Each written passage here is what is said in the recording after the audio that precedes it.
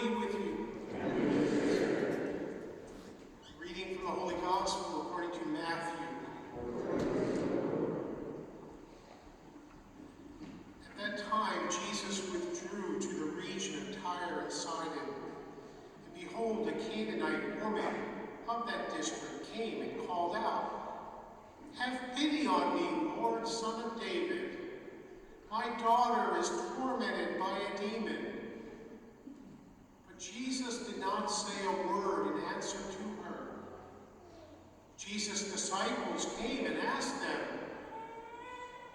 "Send her away, for she keeps calling out after us." He said in reply, "I was sent only to the lost sheep of the house of Israel." But the woman came and did Jesus homage, saying, "Lord, help me." He said in reply, "It is not right to take the food of the children and throw it to the dogs." She said, "Please, Lord, for even the dogs eat the scraps that fall from the table of their masters."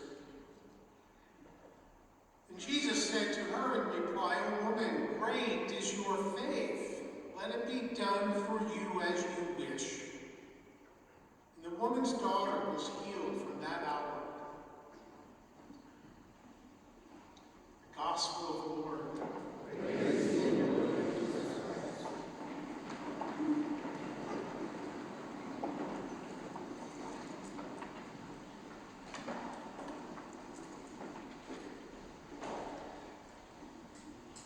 I think it's easy to label ourselves and to label others.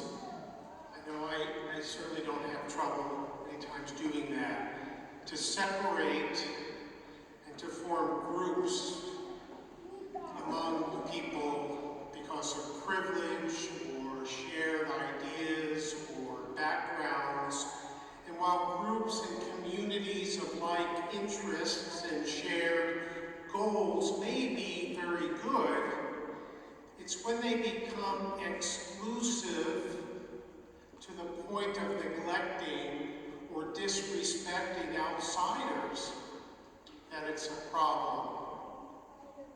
When barriers are created that isolate us and impede us from caring for others, when those barriers foment suspicion, mistrust, when they engender fear, and with that anger and contempt, then we're really in trouble. Church invites us today to consider one of her characteristic marks, that of being universal.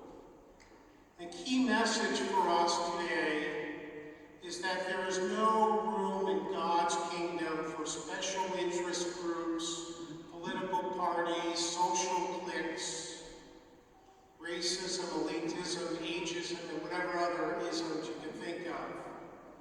God's love and mercy is for everyone. Jesus, God, who became man, came for everyone. His reach is universal.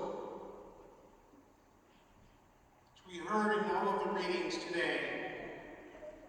In the first, Isaiah talks about God announcing that his house shall be for all peoples.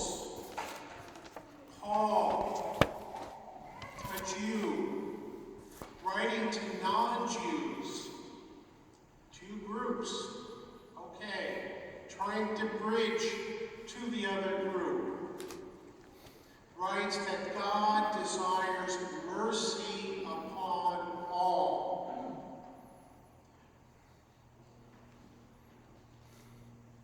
In the Gospel, a Canaanite woman, an outsider, not only because of geography, but in a sense separated because she was a woman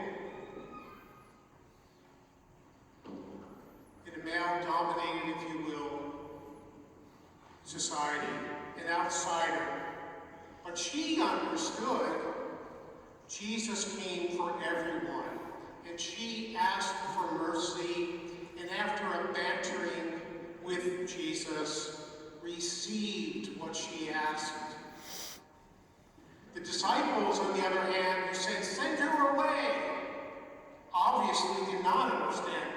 what Jesus was about at that time, and frankly showed their racism.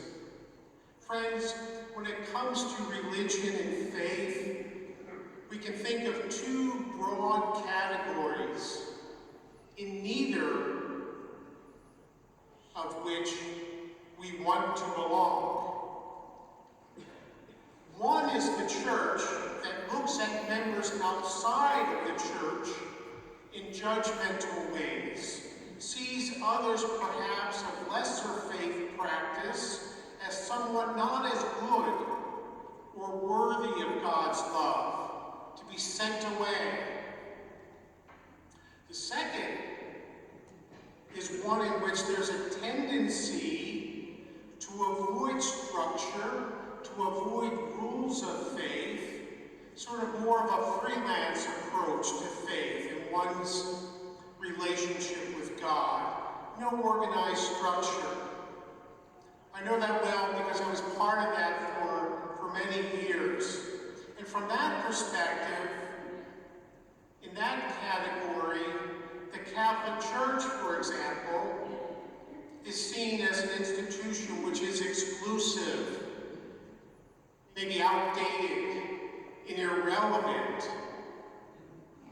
But the essence of Catholicism, realized when we stay focused on the gospel and we remain true to the gospel, is that it is not about cliques, it's not about judgment, it's not about exclusivity. Oh, it might appear that way, certainly. How often do we hear church run by all men, it's against women, and so on and so on. But that's, if you will, sort of a Catholicism light. Sort of like a free version of Catholicism, like the apps you might put on your smartphone. Free, but with limited features. In order to more fully enjoy the richness of Catholicism, one is going to have to pay something, if you will. It's going to cost something. It's going to require a greater investment of ourselves. And when we come to more and more know and practice our faith, as we all strive to do, we come to know and experience God's love for us. When we come to love Him more and love what He loves more, like the church, then we come to see her truly universal mission and her living up literally to her name, Catholic. Catholicism is inclusivity to the max in its true expression. It's not like the woke inclusivity we sometimes see today, which I think is actually exclusive. God's kingdom, proclaimed by Jesus and revealed in the gospel, upholds true inclusivity, realized and powered by authentic love, the love of God, our Father, for each and every one of us. And as we grow ever more deeply in that love and relish in that love, experience that love, then we love others in that same way, with love that sees no barriers nor falls for the deceptions that those barriers promote. In a few moments, we have the opportunity to approach this altar and receive love Himself. Pray that we approach Him reverently. Pray that we do our part to remove the barriers of exclusion. And maybe like the Canaanite woman, in our plea for God's mercy,